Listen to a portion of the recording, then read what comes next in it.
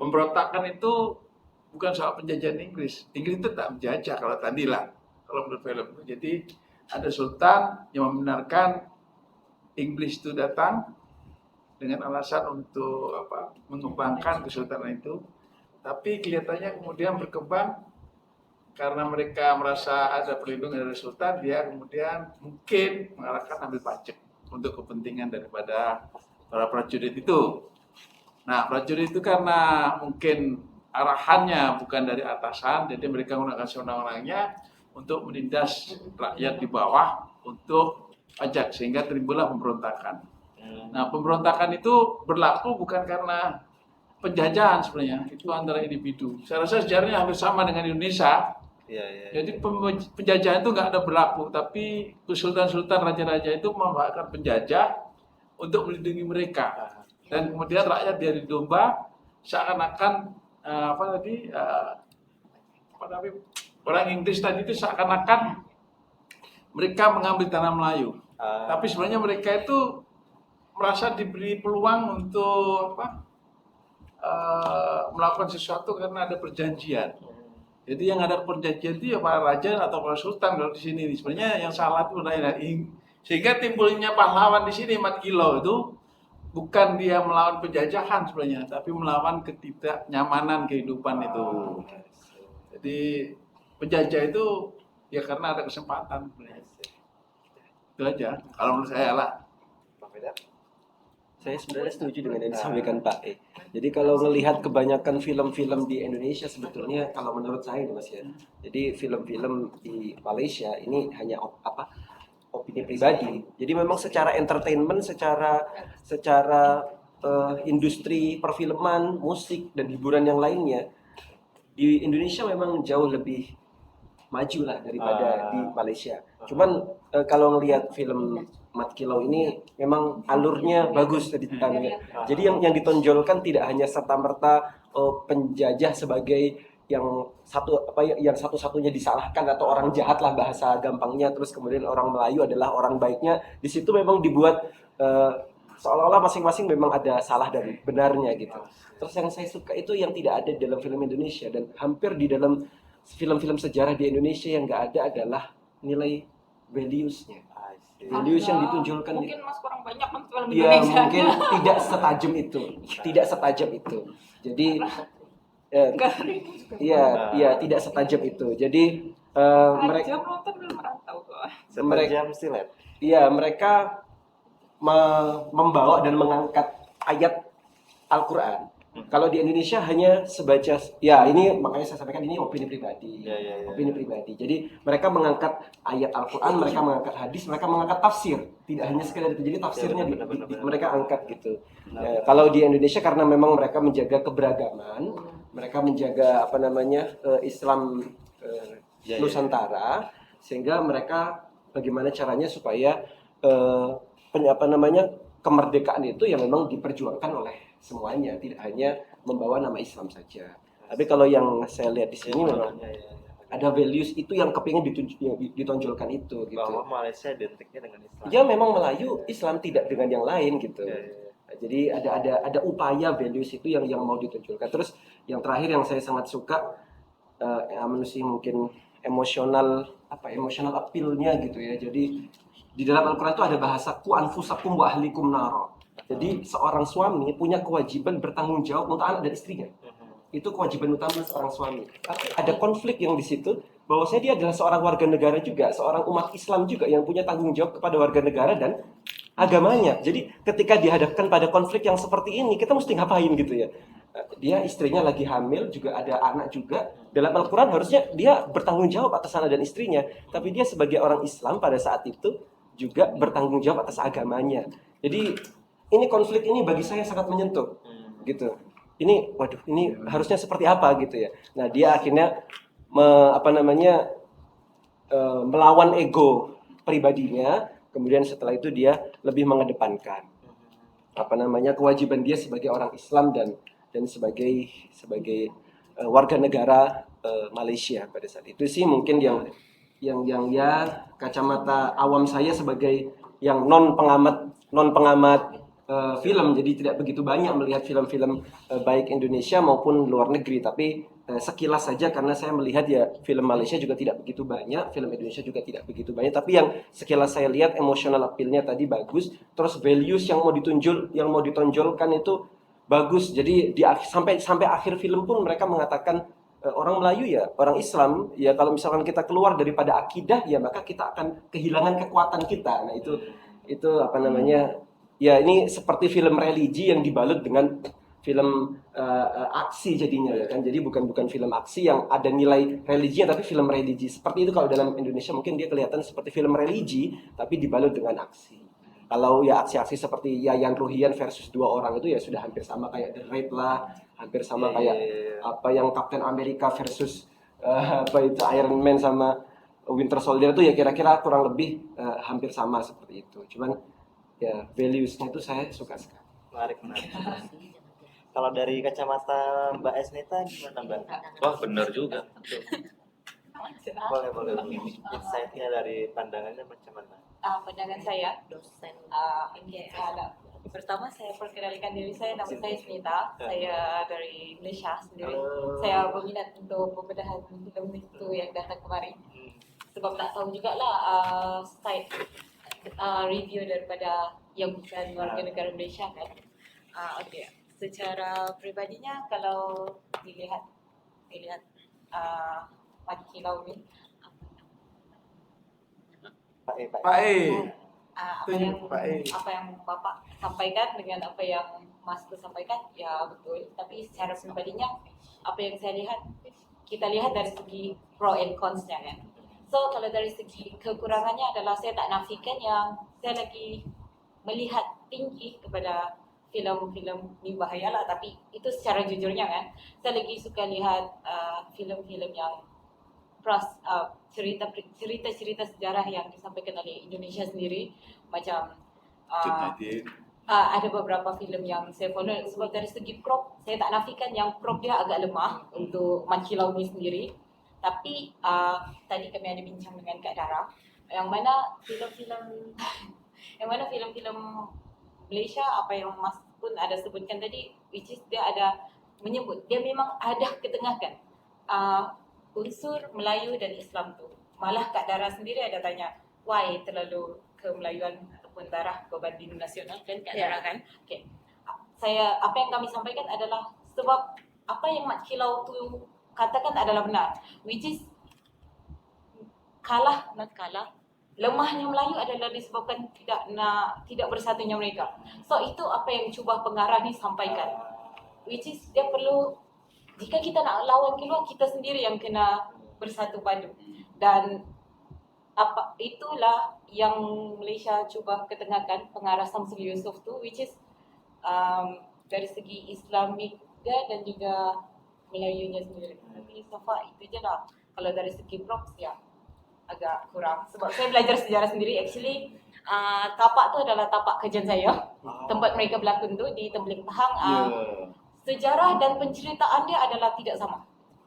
Which is sepatutnya di zaman itu, di era itu, mereka masa arkeologi, kajian arkeologi menunjukkan yang di sana adanya meriam pada ketika itu, pada era itu. Tapi di sini kita dapat lihat yang era dan juga ceritanya tidak seiring kan. Mereka terlalu ke belakang. Hanya because orang nak menyampaikan, okay, Melayu dengan keris berpisah tiada. That's it. Itu je. Menarik juga. Menarik. Mungkin dari lain, Mbak Alna? Boleh. Boleh. Oke, terima kasih kesempatannya Mas Dani. Sebetulnya saya juga menarik sekali nonton film Mat Kilau ini karena saya pribadi punya banyak kedekatan dengan film, karena saya memang bidangnya film, media, sinematografi, tata suara gitu. Dan film Melayu tadi tuh Mat Kilau memang sangat mirip justru kalau tadi Mas siapa? Mas Mehdar. Menyatakan jarang ditemukan di Indonesia, saya merasakan ini justru mirip sekali alur dan cara penegasan ya kepada agama Islam itu dengan film-film dari ya asal saya di Minangkabau, karena di Indonesia ada banyak film-film besar yang mengangkat juga tentang agama, tentang silat seperti ini. Ada film Merantau, ada film Surau dan Sile, ada film juga Van der Wijk yang begitu-begitu ya. Nah, memang saya jadi kalau Sang Pencerahan bukan dari Sumatera Barat kan, maksudnya. Jadi karena saya pun merasa menemukan Indonesia. apa ya, memang kita tuh satu rumpun gitu. Jadi memang Sumatera Barat karena wilayahnya Sumatera dengan sini kan memang dekat tuh, baju pendekarnya, terus tata nilai mereka apa tuh dalam bersilat, dalam berlaga itu justru memang sama value-nya gitu. Nah, jadi menurut saya itu poin yang bukan masalah berbeda atau sama ya, bener nih, ternyata kita memang serumpun lah gitu, nilai-nilai yang kita anut tuh memang sama gitu. Tapi ada beberapa pertanyaan juga, tadi saya berharap bisa nanya ke dokter siapa tadi tuh? Rifani, tapi dokter Rifani sudah hilang. Mungkin mungkin bisa bantu jawab, orang Malaysia kan. Saya nak tanya tuh, kan di sini tadi sosok penjajah yang apa tuh memegang senapan itu kan banyak dicitrakan atau direpresentasikan tuh India ya. Apakah pertanyaan aku tuh gini, apakah karena aku nggak tahu sejarahnya kan, apakah memang pada kenyataannya tuh di era itu orang India yang jadi tentara atau kebetulan memang case-nya aja dia dapetnya orang India gitu loh. Nah itu pertanyaanku. Nah secara sejarah sebelum aku lanjut yang lain aku mau nanya dulu gitu. Soalan Kak Hana tadi Mas Satu pernah ditanya oleh Kak Dara juga tadi. Kenapa yang punya pengikut tuh pengikutnya kenapa orang Sing kan? Oke. Untuk di case di Malaysia sendiri, kalau kita nampak dari segi perlombongan, mereka dah memang pecahkan, which is perlombongan untuk Cina. Lepas tu kalau Melayu untuk pertanian macam tu kan. So untuk Sing pula memang pada sejarah ketika itu mereka memang gunakan Sing untuk sebagai macam Tentara apa dia macam pengikut ataupun penyuruh yang untuk berlawan bagi pihak mereka. Memang mereka akan menggunakan Sing. British base memang British memang akan sebab itulah mereka memang mula pecah-pecahkan sejak daripada British lagi. Bukan karena India itu dijajah Inggris, kemudian di sana ada namanya Gurkha sebagai tentara sewa, kemudian dibawa karena orang Inggris sendiri sebenarnya berperan untuk penakut. Ya, itu. Tapi kemudian orang itu India, salah satunya. ya kan, mereka dijajah. Ya. Tapi di antara mereka itu memang dipaksa untuk jadi tentara untuk selamatkan mereka sendiri. Ada yang menjadi tentara bayaran, ya kan. Gurkha itu juga termasuk Sing lah. Ya. Jadi di mana-mana penjajah Inggris, entah itu di Malaysia di mana-mana, pastinya dia akan bawa orang Inggris karena India adalah negara penduduk yang terbanyak waktu itu, sehingga tentaranya memang orang Inggris. Dan orang Inggris sendiri nggak punya penduduk sebenarnya seperti Belanda, Inggris, itu negara kecil ya. Iya, selain daripada itu untuk menyelamatkan orang Inggris itu sendiri kan. Iya. Jadi kalau dia hantar India tuh, so mereka yang akan mati bukan bangsa mereka macam itu. Berarti ini memang based on history lah ya. Betul. Menarik. Nah, lanjut lagi. Kalau dari sisi value itu tadi ya, memang nilainya bagus. Saya sepakat dengan dikatakan oleh Pak dengan Mas. Apa lagi? Kenalan dulu dia Pak. Iya, Pak, saya Hana. Nah, dia lihatnya daripada seni. Iya, nah nanti ini ke seninya karena memang bidang kajian saya, skripsi saya, tesis saya, sekarang disertasi saya juga ngomongnya nggak jauh-jauh dari media ya. Secara value saya suka, tapi kalau secara seni betul tadi juga kata ES, secara teori film ya sebenarnya, ini film menurut saya ada titik yang sangat krusial yang membuat dia tuh jadi orang nontonnya bosan, orang ulang kan banyak kan. Mereka tuh film panjang nih durasi, tapi dia nggak punya nggak punya official soundtrack, nggak punya musik, nggak punya apa. Dia hanya mempunyai dialog dan bunyi sound effect saja. Ya, betul. Jadi nggak ada pembangunan emosi dari musik, dari apa itu dia nggak ada. Karena kalau film itu hal unsur penting sekali. Semua director harusnya tuh ngerti nih. Nah, aku jadi bingung juga, pengen ketemu juga sama sutradara ini ya. Kenapa Anda tidak memasukkan tuh unsur musik itu sendiri, karena itu membangun emosi. Karena orang jadinya bosan kan kalau tak ada musik, tak ada yang membangun alur cerita, hanya dialog dan sound effect gitu. Itu mungkin Jadi menarik, Pak. Yang menariknya gini Satu-satu. sudah. Garis bawahi dulu, garis bawahi dulu. Saya menarik nih, sebenarnya Ya, menarik sekali. di Malaysia kalau Pak Ipais sebenarnya nggak suka pada kilau. Tapi Malaysia itu perlu pahlawan saat ini. Yes. Jadi mereka itu yang penting menonjolkan pahlawan. Sebenarnya pahlawan di Malaysia ini yang pahlawan benar-benar berjuang nggak ada. Kemudian timbullah Mat Kilo yang bersilat, berperang, Iya. dan dia betul kata sampean, memang nggak ada mood lihat bagi orang Indonesia. Tapi bagi orang Malaysia ini adalah film yang terbaik karena mereka nggak punya pahlawan untuk perang. Bersilat nggak ada. Yang ditimbulkan Yusuf tadi itu, ini loh pahlawan Malaysia. Sebenarnya bukan pahlawan tuh, tapi ceritanya itu kalau saya baca heroik ya. heroik nggak punya. Jadi Mat Kilo itu diangkat meskipun caranya bukan kayak gini tadi. Kalau menurut yang tadi kan sebelum kemarin diundang Mat Kilo, saya baca-baca sejarah. Yaitu tadi bahwa sebenarnya Mat Kilo ini dimanfaatkan oleh raja. Jadi penjajah ini datang memberikan advis kepada raja, kalau kamu ingin berjaya, dikasih satu nasihat, kamu pungut pajak di rakyat. Ya kan? Tapi begitu raja ini mungut pajak gila-gila, rakyat masa menderita. Akhirnya si raja ini mengadu domba antara rakyat dengan si penjajah. Padahal yang jahat nih ya Sultan Pahang sebenarnya. Dia mengadu domba Mat Kilo ini dengan penjajah, seakan-akan penjajah itu jahat. Sebenarnya yang jahat tuh Sultan Pahang karena dia merasa terancam kedudukannya setelah mengungut pajak. Itu kalau menurut yang saya baca kemarin. Nah, itu yang saya baca tau. Jadi ini pembalikan fakta sebenarnya. Tapi apalah orang Malaysia bangga dengan pahlawan Mat Kilo. Apa? Bener kata jenengan, nggak ada value untuk dari segi apa alur ceritanya biasa-biasa aja. Cuma hebatnya di silat tadi, meskipun yang lawannya itu orang Indonesia, ini kan menarik. Iya. Kenapa yang jadi penjahatnya orang Indonesia ini? Itu tadi kan dua orang itu kan yang main di apa? Saya tahu John, tuh jawabannya. nah, ya dia juga jadi penjahat di Iya. apa? Johnny Raven Iya. apa? John Wick 3 ya. John Wick ya. Ah, John Wick 3 dua orang itu juga jadi penjahat. Sekarang mau jadi penjahat juga. Kalau menurut saya tuh dia menggunakan Kang Yayan. Tadi masih Iya, mau iya. komen ya. Ini Iya. lagi. Ya komen. Nah, ini cerita yang lain ya gitu. Gimana Iya. dulu? Jadi ini kan ya karena sudut pandang kami sebagai consumer behavior ya Mbak ya. Jadi jadi saya melihat sebagai seorang konsumen gitu ketika dihadapkan dengan produk-produk film, entertainment, musik dan lain sebagainya antara orang Indonesia dengan Malaysia atau antara produk Malaysia dengan produk Indonesia.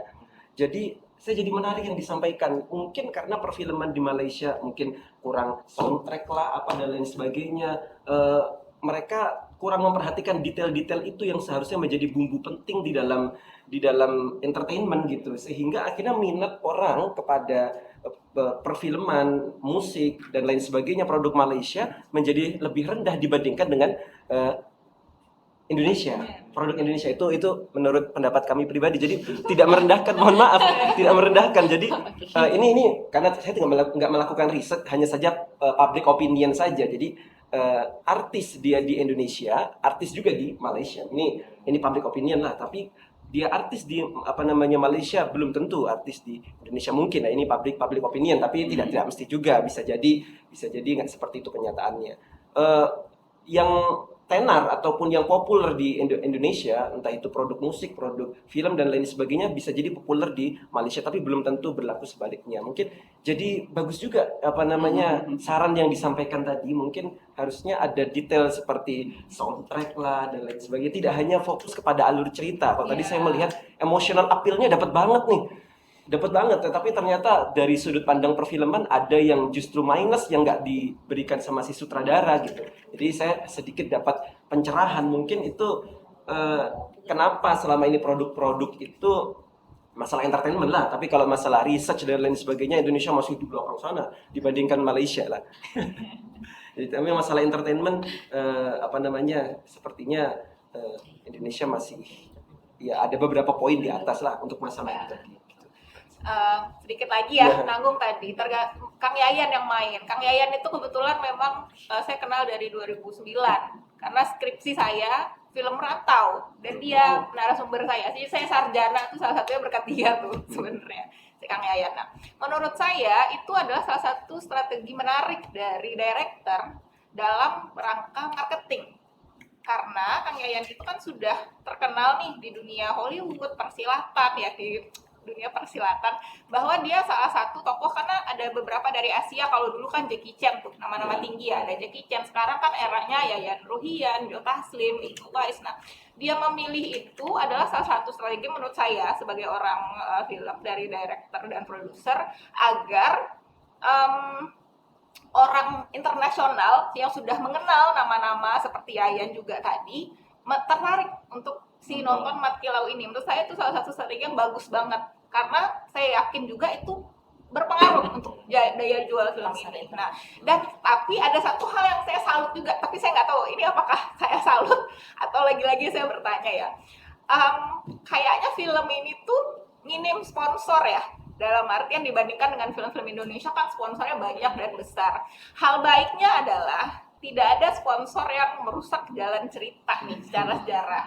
Tapi hal mungkin yang jadi nilai minus ketika mereka tidak bisa mendapatkan yaitu tadi sponsor. Jadi mereka terbatas tuh untuk punya properti, untuk menyewa maksudnya hal-hal yang harusnya mungkin bisa mereka tutup nih pembiayaannya dengan sponsor yang mereka dapat. Jadinya nggak bisa. Tapi bagusnya adalah saya bandingkan apple to apple mungkin dengan Kapal Van der Wijk. Kalau ada yang pernah nonton, tiba-tiba ada Coklatos di zaman Van der Wijk yang sudah sekian tahun. Nah, tapi ya itu tadi, itu antara dunia keuangan dan manajemen produksi film dengan ini bisa jadi itu hal yang mungkin jadinya oke karena nggak mengganggu jalan cerita, tapi sebenarnya rugi juga sebagai sisi produksi. Jadi mereka punya banyak harusnya mereka punya dana-dana yang bisa mereka olah gitu ya untuk properti yang lebih baik, apa yang lebih baik, tapi ternyata tidak gitu. Nah, jadi menurut saya ini filmnya menarik, tapi gitulah kayak ada poin-poin plus minusnya lah gitu. Itu dari saya, terima kasih. Orang Melayu nih. Iya. Closing statement loh, closing statement. Boleh closing statement. Closing statement nih, Iya. Bayu. Penutup. Ya udah. Mungkin yang boleh bagi. Kamu aja. So Pak, penutup ya. Apa yang saya dapat hari ini, saya banyak dapatlah pandangan dan pendapat daripada Bapak, Mas dan Kak Hana sendiri. Sebab actually saya macam apa yang saya dapat pada hari ini, kita akan lihat sesuatu filem tu based on our background actually. Sebab macam saya akan lebih kepada sejarah dan arkeologi sebab saya course in arkeologi kan. So saya akan nampak lebih kepada sejarah. Even macam propnya pada ketika tu sebenarnya tembikar yang dia gunakan adalah bukan untuk di daerah tu. Bukan untuk Sepatutnya dia akan menaikkan lagi daerah tu menggunakan tembikar yang menjadi identiti kepada daerah tu sendiri. Macam tu. Tapi dari sini juga saya banyak belajar daripada Kak Hana dan saya bersetujulah yang dia agak membosan dan mengantukkan. Yang itu saya harus terima lah. Tapi potensinya yang memang bagus. Ya mungkin disebabkan oleh tiadanya bunyi macam mana yang Kak Hana kata tadi. Sebab saya bukannya dalam bidang filem, tapi saya hanya boleh bagi pandangan secara overall. Kesimpulan aku kita serumpun udah. Sama latar kita tuh. Baik, Pak Im, Mbak Alna, Mbak Nani, Mas Mehdar, Yogi, Mbak Esnita, Dara, Mbak Mira, Ganti-ganti nama orang. dan Mas Radi dan Mas Hanif. Mungkin demikian pada film pada hari ini. Mungkin adalah sama-sama kita melafazkan dengan Alhamdulillahirabbil alamin. Wabillahi taufiq hidayah. Wassalamualaikum warahmatullahi wabarakatuh. Nah, sebelum kita pulang mungkin kita dokumentasi satu ya buat beda film ya. Dokumentasi. Tapi orang ada Enggak apa-apa. Nggak apa-apa. Kalian mau bersih-bersih ya?